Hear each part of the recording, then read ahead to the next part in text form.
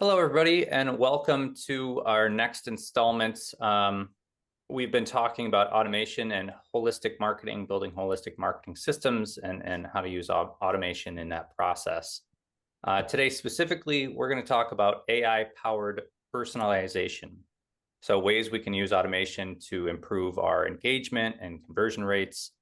And yeah, how AI content, AI-driven content and automation can create better customer experiences and help us increase our conversions, improve our conversions, get more people into our pipeline, all those good things. So wanted to start off, Seth, by asking you, in terms of the customer journey, how can AI help us there? How can AI help personalize the customer journey? Yeah, we've got more and more data about the customer each day, right? So utilizing things like Clearbit, which HubSpot just acquired a few months ago to understand things about the customer, whether it's their industry or their company that they're associated with. So getting that enriched data.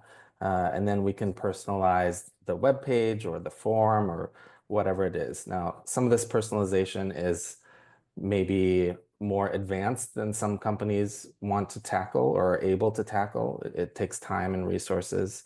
But if conversions really matter, right, this advanced personalization can be very powerful.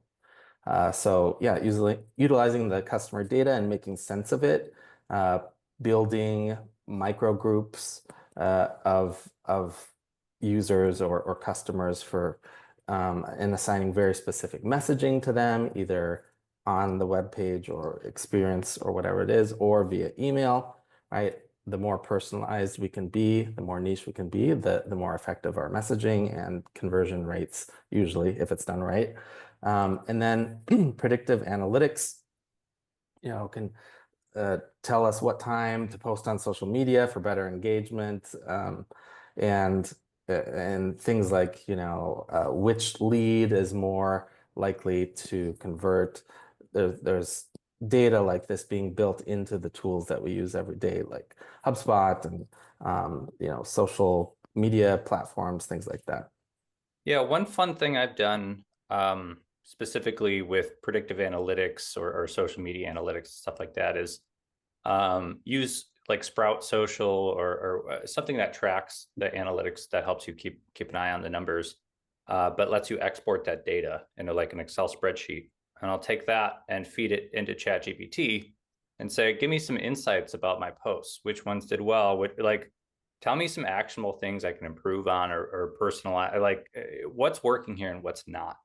That's been pretty helpful. I would imagine it would, you could do that for a number of things. You could do that for email sendouts and any numbers you have, and you could feed into these large language models and have them pull out kind of insights or little nuggets for you, like, oh, this, your posts do better on Thursday than they do on Friday or in the afternoon rather than the evening. Just helps get you in front of people a little bit better. 100. Love that.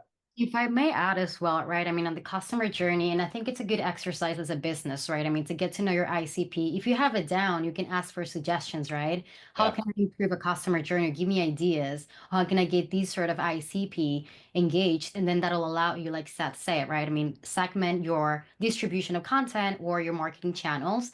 And then on the predictive analytics side, it's a little bit more technical at this point, but if you have the ability, you can build regression models, meaning you can build models that can tell you how to get to a point from the goal itself. So just reverse engineer from a desired outcome. And I think AI, with again, data being, I would say it, right? Data is the new oil. If you have it, you're rich because you have everything there. I mean, that's why it's after data. So if you do your due diligence as a business and you have the data, you have all the power to do all the kind of predictive analytics you want. And again, you have very practical ways to create regression models, and that'll make the job easier for everyone, right? So yeah, I think the sky's the limit. But again, you got to be intentional and really know what you want out of this. You don't need to know the journey necessarily, because that's what AI is going to teach you. It's going to augment you to know, but like where you want to get at least, and then reverse engineer from there. You don't have to know every single part of the journey, just at least what you want and who you're after. And I think everything else is just like a journey, like a lesson. So yeah, I just Yeah. want to add 2 cents there. From high-level strategy to being extension of your own marketing team, O8 gives you access to the expertise you need exactly when you need it. The best part? We don't lock you into unnecessary long-term contracts because we know we'll earn your trust. We give you the flexibility to scale your marketing up or down, from laying the foundation for growth to executing your strategy, all without the overhead of a full-time team. Learn how a fractional marketing team can help your organization grow at o8.agency and book a free strategy call with an expert. Yeah, it's pretty incredible. I've been pretty impressed with just AI's ability to come up with ideas. They might not all be great, but you might see a golden nugget or two in there, like, oh wow, I never would have thought of that or considered that option. So as a like a research assistant or someone who can just spit out a lot of ideas quickly is pretty helpful. So going on, continuing off that, what are some helpful AI tools that can help us create content for our buyer personas without, again, feeling too robotic or too weird, or right? With AI generation, some of that is pretty noticeable, but what are the things that can help us create content without losing that authenticity? Yeah, so there are a lot of commercial tools out there. Jasper is one of the ones that's pretty popular. Also, Yeah. Copy.ai and some of these others for having that user interface in front of content generation, right? Like, even SEMrush has a tool like this now at this point, and it's being built into editors. But that's a good start, right? In investigating some of these tools, if that's for you. Also, you can custom engineer prompts. That's maybe not for everyone, but custom engineer content generation prompts in ChatGPT. Feed it your buyer persona information, right? Your brand guidelines, and then have inputs that help you generate the content. Canva has some AI tools for creating content. It's a lot of these AI content generation functionalities are being embedded even to into like WordPress editors or things like that. As you're writing, they can enhance and generate content for you, or clean it up, or edit it, that kind of stuff. Yeah. Great. Awesome. So how can businesses use AI tools and products and AI content to increase let me restart that. How can businesses use AI products and AI content to help increase their conversion rates? How does that play into all of this? Yeah, things like predictive lead scoring, which we talked about in the previous episode, when AI can kind of tell which leads are most likely to convert, right? Whereas in the old days, so to speak, you had to have rules and manual priorities for scoring a lead. AI can kind of take that data and be a little bit more intelligent about what lead is most likely to convert. With HubSpot, it's their AI powered lead scoring. I think they call it Breeze, and Einstein from Salesforce are some of those examples, as well as automated follow-ups, like building email sequences for folks who have attended a webinar, downloaded a lead magnet from your website, or have shown behaviors like clicks and other activity that demonstrate that they're engaged and interested in your brand, or your newsletter, or whatever it is. Like lead magnets, that's something that you can have these automations and conversations going, that AI can help improve the personalization or even the messaging itself, if you want to get that advanced. Yeah. Yeah, and I would say, going back to like the sales and marketing handoff can be clunky sometimes when that's not tracked correctly. So in marketing's eyes, they have all these qualified leads that are ready to be handed off to the sales team. And the sales side, they're frustrated because they feel like they're not getting enough leads, or the ones that they're getting aren't the right ones, and there's a disconnect. And that handoff process I've seen often, and it leads to frustration, which is and those marketing sales teams not getting along, which is funny because they have the same goal, right? Is to grow the business. So yeah, you tracking that and getting that smoother sales to marketing handoff process is, yeah, it keeps everyone calm and happy. But make sure people aren't getting lost in your pipeline, and that it's progressing and you're not reaching out too soon or too late. Yep. Yeah, there's, there's it depends on how you think about a conversion rate, right? Right, like a deal conversion rate, that's a great example. On the website itself, AI chatbots for real-time intelligent interaction, that can definitely help. In 2020, chatbots became a thing. Now people expect a little bit more intelligent responses, which can help people get the answer more quickly, right? Rather than waiting for a human or browsing through a bunch of web pages, which could increase conversion rates on the website. We are also developing a tool that kind of analyzes your web page, whether it's your homepage or other principal page on your website, just for the messaging, value proposition, and user experience.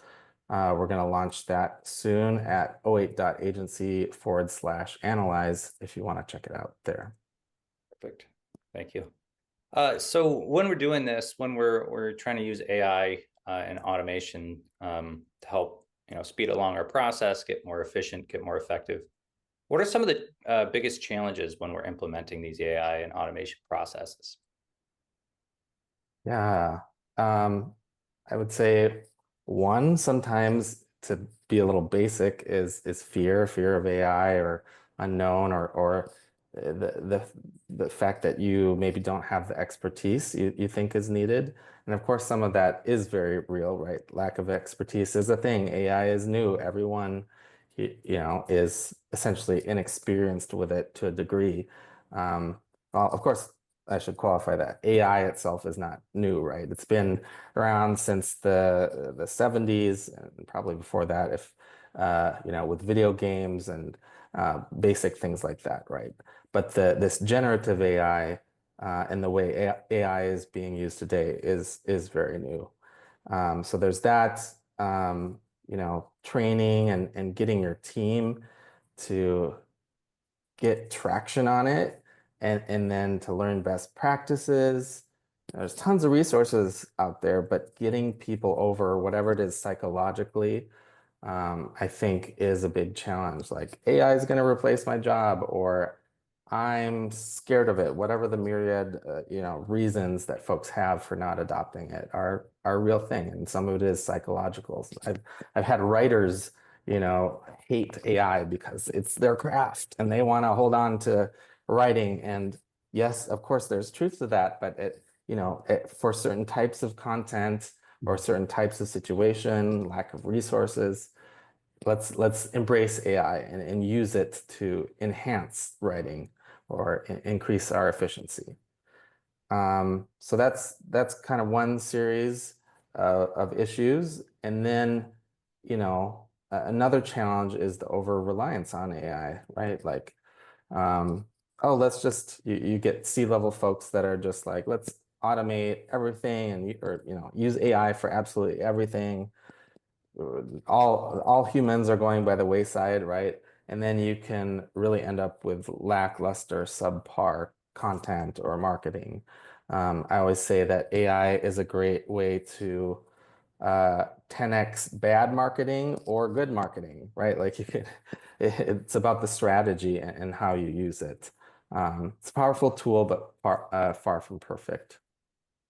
Right. And if I may add something very quickly to this, it's maybe a very not very traditional way to use AI, but I found it's very successful for people to start adopting it. You don't have to have AI do things for you, but it can train you to be better in your craft, right? I mean, you can find inspiration for your own capabilities there. If you're a salesperson, a lot of these companies don't do D2C, right? It's not direct to consumer. You need a sales team. So have an AI, test you, have like a mock call, right? Like have like a mock conversation for a sales call and have it, you know, get back to you on how you can be better. And it's not replacing you, it's just augmenting you. So always maybe see AI at the very beginning, not as the enemy, but maybe just as an asset, right? As a resource for you to become better and become more powerful. But I think it just goes back to mindset and how you can transition in. I totally agree with you, Seth. Like, AI, let's just like automate everything and save money.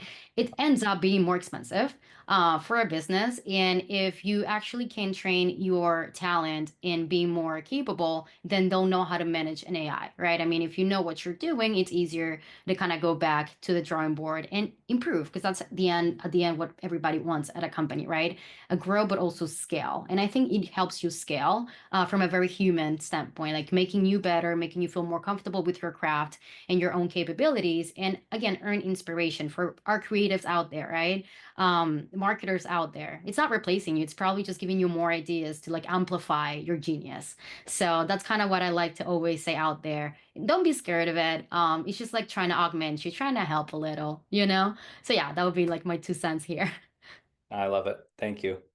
And then last question, how can businesses measure ROI from AI powered personalization? How do we measure the results of the return on our investment there?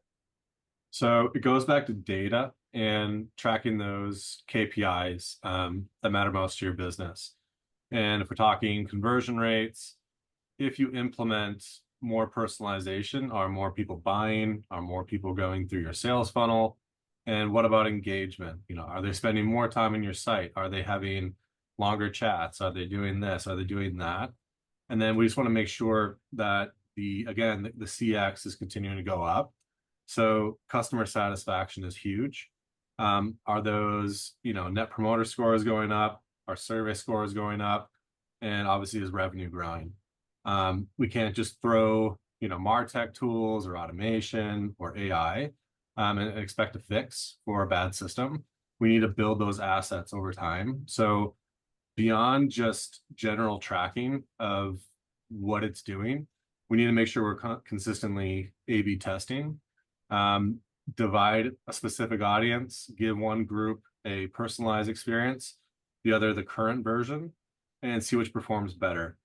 Always try to find ways to implement better personalization, whether it's just through the human with asset, the AI, the automation, and you just want to make sure that that experience continues to go up and it's quicker and more seamless each time. AI implementation and automation to me doesn't make sense unless it's helping streamline the omni-channel marketing through sale to a conversion. And then obviously just ROI. It's much bigger than just the top end of personalization. It can also obviously automate tasks, make things more efficient. So are you seeing a cost savings in customer support? Is AI handling more, inquiries? Is your marketing more efficient because you're targeting the right people with the right message? If you add that all up, you'll get a much clearer picture of the return on your AI-powered personalization. Perfect. Thank you. All right, everybody. Thanks for listening or watching. Next episode, we're going to dive into holistic marketing and what it takes to fix fragmented strategies. Thanks again, and we'll see you soon.